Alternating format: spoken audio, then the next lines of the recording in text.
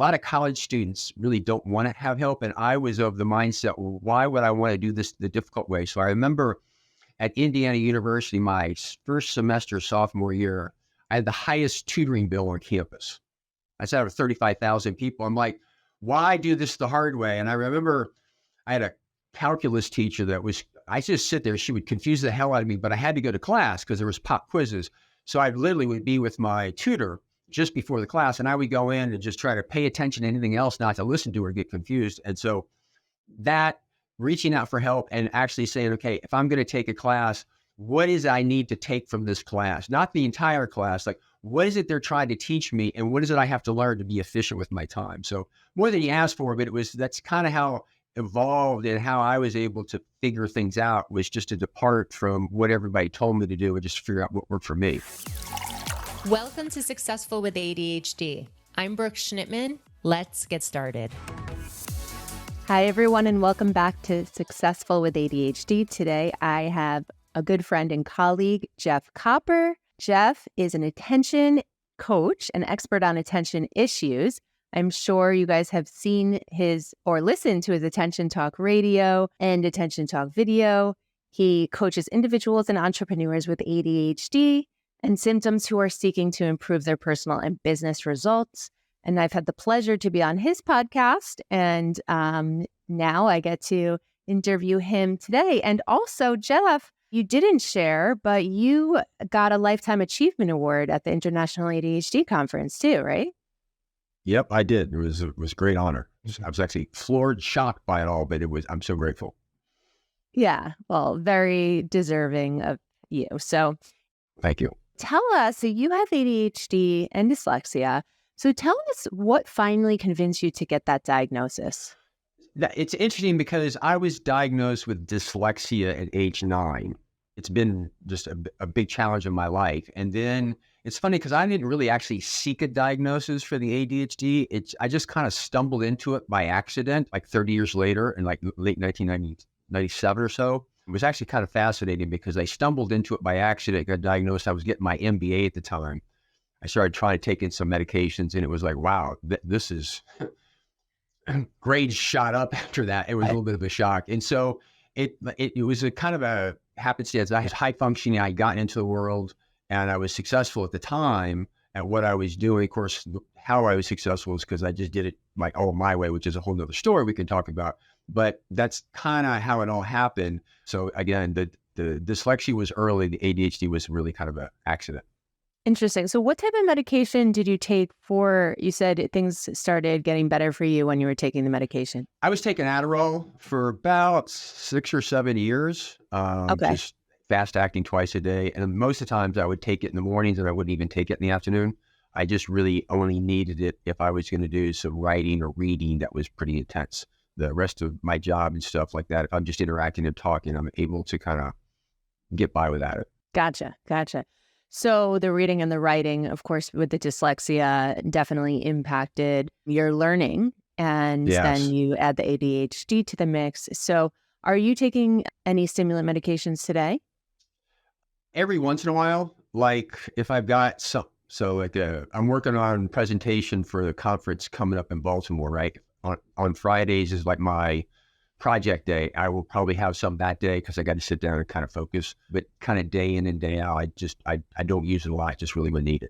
So you were lucky to be able to be smart enough to, and also to figure out ways to cope when you were younger. Yes. It sounds like your journey with dyslexia and ADHD wasn't as challenging because you were able to figure it out. Well, the story goes, when I was in middle school and high school, like every summer, like I was always having tutors, like I would sitting down, go with them. And it was really, really frustrating because I'll never forget this one individual. They had this like upside down L ruler and they were going through this. And they would say, say this letter, that letter, and I'll read the word. And I couldn't do it. And they were getting frustrated with me, like, why wasn't this working? And I was like, I don't know why it's not working. You're just frustrated. Got kind of just upset me. So I got through high school with the bare minimum. It really wasn't college prep. I couldn't handle chemistry. I couldn't handle English, much less another foreign language. So I was fortunate enough. I was a scholarship athlete, which is what kind of got me to school. once I got to school, thankfully, I had unlimited tutoring, but the real story is there was nobody around at that point in time.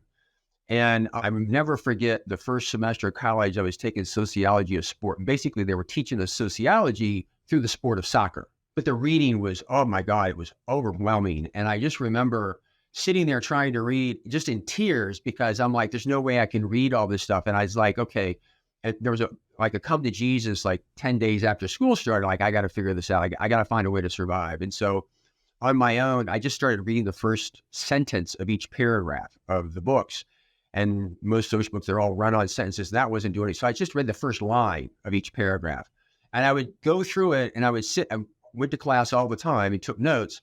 And I was able to eke out like I think an A- in the class by just really paying attention. So I was doing that. The other interesting thing about that class is we had to do a research paper.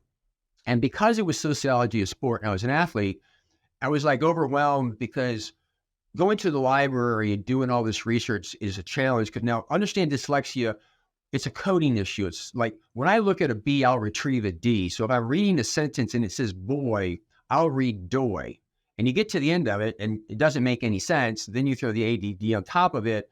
So I spend a lot of time coding and encoding to reading, which is really effortful. So it dawned on me is that I could go interview subject matter experts and quote them in my research paper, thereby bypassing the need to go to the library. So that's actually what I did. I went and interviewed a bunch of soccer coaches and people in the athletic department. And I was like, wait a second, this is actually really pretty cool because I had good ideas, but I was able to take those quotes and bypass. And so those two situations kind of forever changed my life because I said, okay, this is how you're supposed to do it, but this is how I actually do it.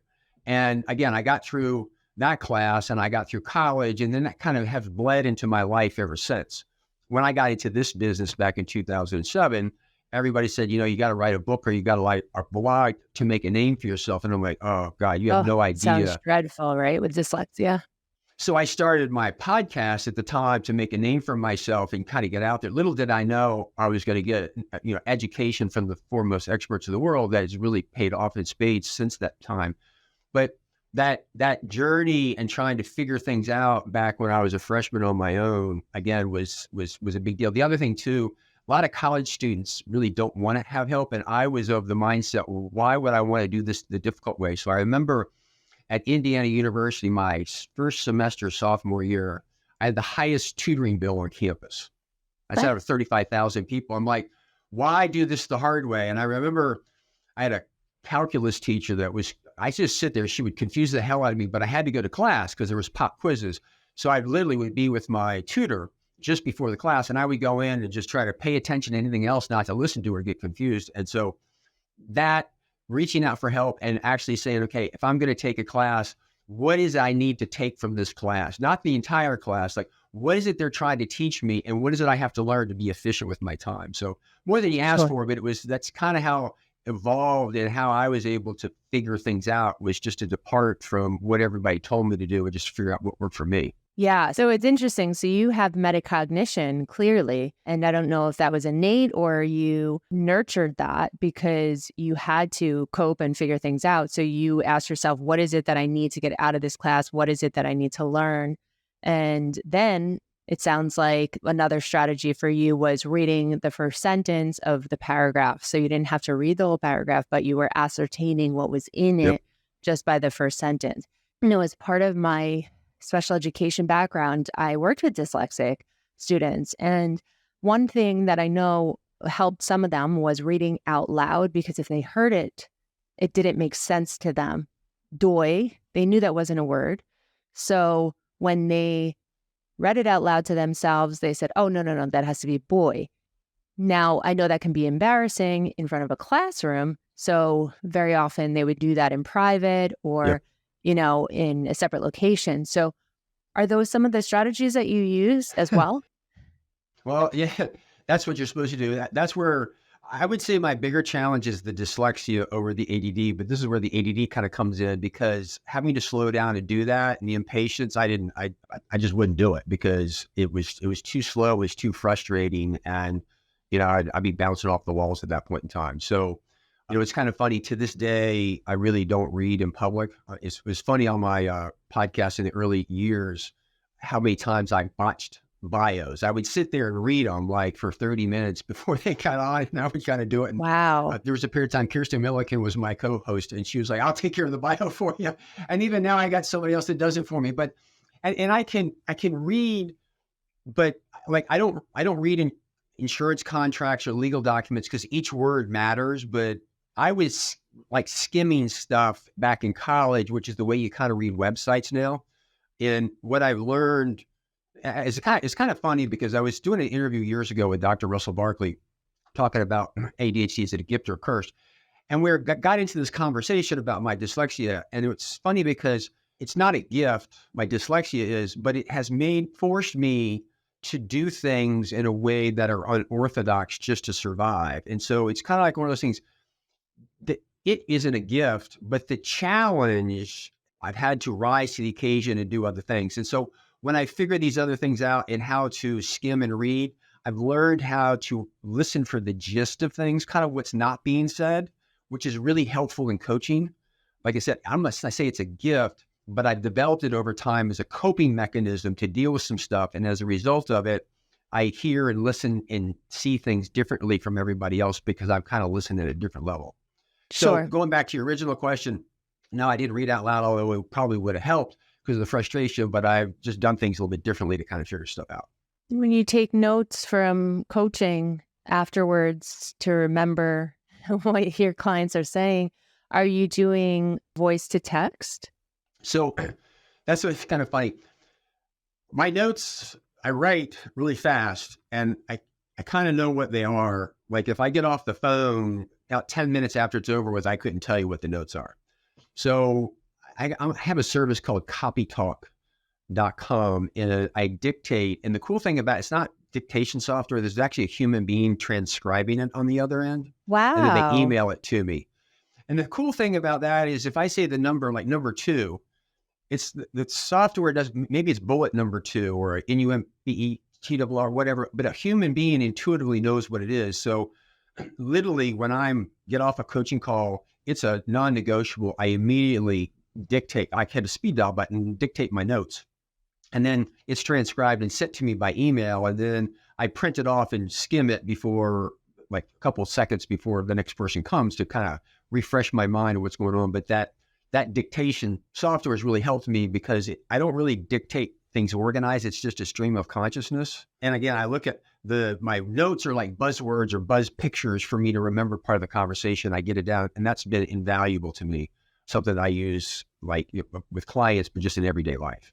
I love that. So I'm sure those people who are listening now, for those of you out there who have ADHD, very often it's more common than you think that dyslexia comes with it. It's Yes. working in the same hemisphere of the brain. And, it's not just letter reversals. So it is, a reading disorder of fluency. And, I'm not reading the definition directly, but you might want to look it up. These tools that Jeff is sharing, reading one sentence of a paragraph or, dictating to a human being, we're going to put that in the show notes for sure so other people can use that service as well. I've never heard of dictating to a human. Yeah, a little plug for them. If anybody signs up, please put me in as a referral. But it's a little different now, but I pay, I think, $85 a month. I can dictate for 4 minutes, all you can eat. Let's say hypothetically that you post something on YouTube that I think is really, really clever. I could actually maybe like read and dictate a quote. And what happens is it's transcribed and it shows up in my inbox and I can drag and drop it. Or like I'm just driving down the road, okay, get eggs. Or for me, like every once in a while, I'll have a show idea. Like when I'm walking, I just call and I just dictate a stream of consciousness of what that idea is. I've offloaded, captured it, shows up in my inbox. And again, the cool part is for me, I use it all the time. For $85, I can dictate 4 minutes, 1,000 times a month if I need to. It's really kind of cool service. Wow. Now, before I knew I had ADHD, I was seeing a therapist and she had dyslexia. She's a very smart lady. And she told me that she would write in script. Now, I know that they're not really teaching script in school anymore, but for her letter reversal and her being able to write or write notes, the script helped her think. with her brain Mhm. because obviously the letter fluency is different with script than in just regular writing. Have you considered or ever tried doing that? I found that I have to print. I have to You have to print. print. It's Okay. yep. It for whatever reason that has just worked for me. I think I was kind of rushing on the cursive type stuff at some point in time, and for me, like in school, I would print everything out, but then I would go back because I'm a bigger picture thinker. I would go back and extrapolate messages and rewrite my notes and in that environment. And I still kind of do that. Like if I'm trying to learn something or I've got a new concept, I'll write and kind of rewrite it. That process kind of helps me kind of digest that information and put it together in a way that's logical for my brain. I struggle with remembering details. I have to understand the concept. If I understand the concept, I can work my way through and solve the problem. Like school's difficult for me because they give you all the details and you have to assemble the picture. I'm better if somebody walks in and says, this is what the picture looks like, and then I work my way backwards. So it's Yeah. So instructions are distractions for you. yeah. Correct. So learning for me is really intense. Usually I got to walk up to the teacher and say, this is not going to be pleasant for either one of us, but don't take this personally. I hope you have thick skin, but I have difficulty, but I also think differently and I digest information. I'm usually letting them know in advance and kind of apologizing. And then when it's over with, I always go and thank them. It's just something I've learned about myself over the years. And my way of digesting information is my way, just no getting around it. And so I've learned to accept it again, help everybody realize that when I'm getting frustrated, it's not at them. It's just I'm frustrated with myself. Don't take it personally type of thing. Mm. So it sounds like you're a really good self-advocate and you have been for a long time. There's a quote that I ran into a while ago that I love. All the answers to everything are hidden in plain sight. They're hidden behind assumptions, expectations, and misconceptions. So I've learned over the years, like even when I'm coaching, is let's understand your behavior, but let's understand it through the executive function lens. And usually I can explain the legitimate reason why you do everything. Like people with ADHD, they'll come in, I'm disorganized, and I'm like, BS. I've never been able to not prove that you have a system. You have one, it just doesn't look like what you think it is. And when we go through that system, I can explain the cognitive reason why they do it that way. So that being said, I always spend more time like, what's my natural way? I study my behavior and study what's easy and try to build the world for me to step into around that, as opposed to changing the way I do things. I found that very successful in my life. And it's kind of my way that I deal with on a coaching level. I think that's great. So I become a big advocate for myself because I just stick with what works. Why not? I mean, if we're Yes. going to focus on our weaknesses, then we're going to be stressed, depressed, and feel less than. So Yes. everyone should be focusing on what works and not trying to fit into a world that doesn't work for them. I was interviewed yesterday from a Forbes contributor, and she asked me, do you think that people with ADHD, if their boss does not accept their ADHD, should stay in their role? I was like, run. If you have the money and the savings and you're stressed, run and figure out something else. No wonder why so many of us are entrepreneurs. The challenge, our world is changing really quickly right now. Years ago, you could find a job and say it, but if your job is ADD unfriendly, you got to get out of the job or you got to make some adjustments. You can't stay there because it will take you out, not only from just financial perspective, but your self-esteem will go down. ADHD is an issue of self-regulation. It takes a lot of effort to go through your day. If you've got something that's making it 1,000 times worse, it'll take everything you got. So you have to advocate for yourself. To me, there's no other way around it. Absolutely. Absolutely. So what would be one of the number one success tips that you would leave this audience with for someone who is struggling with ADHD and dyslexia?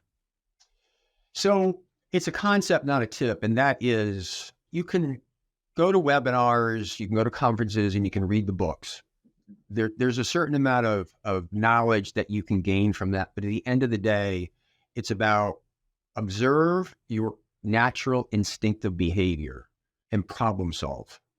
And I say the word problem solve, we didn't like word problems when we were growing up because you had to read a bunch of garbage and you had to identify the relevant variables and then you had to put them in some type of order to solve the problem. But tips and tricks are like the Pythagorean theorem. The equation works on the right triangle, but only on that particular equation. And so the idea is you learn all that stuff, but it's really about self-awareness and problem solving. Quit letting everybody else, like, figure out what works for you. Don't wait for people to tell you what the solution is. I love that.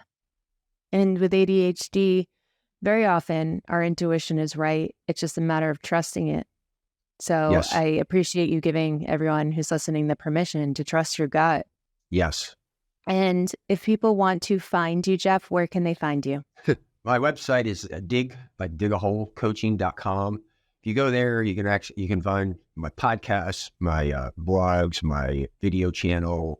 Everything is, just go there and you can access. It'll take you wherever you need to go. It's a little bit overwhelming. It's like 1,000 pages on it right now. I worry about the day I have to revamp it, but you hit the main site and everything you could look for is there. Well, thank you so much for taking the time. I know time is precious, and being on Successful with ADHD and helping so many people. I know that you have over 1 million views on, or listens, I should say, on Attention Chalk Radio. So I know how much of an impact you're making on the ADHD community. So I appreciate you, and I appreciate your time today. Thanks for everything you do. You're doing a great job to get the word out there. So thanks for having me on. Thanks for listening to this episode of Successful with ADHD.